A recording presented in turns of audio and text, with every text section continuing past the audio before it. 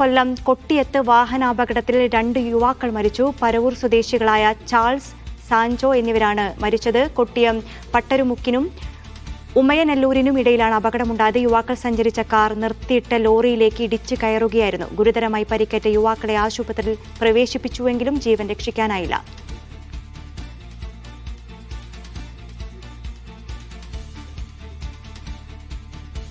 Lijo Rollins കൂടുതൽ വിശദാംശങ്ങൾ നൽകാനുണ്ട്. ലിജോ, എപ്പോഴാണ് ഈ ഒരു അപകടമുണ്ടായത്? എങ്ങനെയായിരുന്നു അപകടം?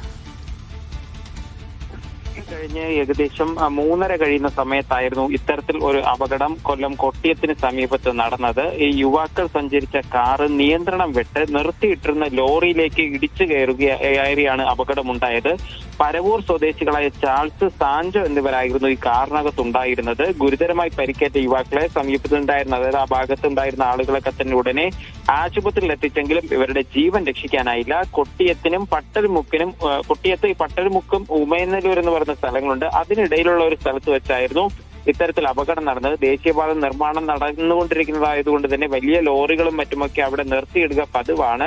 എങ്ങനെയാണ്, അതായത് ഈ ലോറിയുടെ മുൻവശത്തേക്ക് ഇത്തരത്തിൽ ഈ കാർ വന്ന് ഇടിച്ചു കയറുകയായിരുന്നു എന്നുള്ളതാണ് ദൃക്സാക്ഷിയിൽ നിന്നും വ്യക്തമാകുന്നത്. എന്തായാലും കൊട്ടിയം പോലീസ് ഈ സംഭവത്തിൽ ഇപ്പോൾ കേസെടുക്കുകയും ചെയ്തിട്ടുണ്ട്.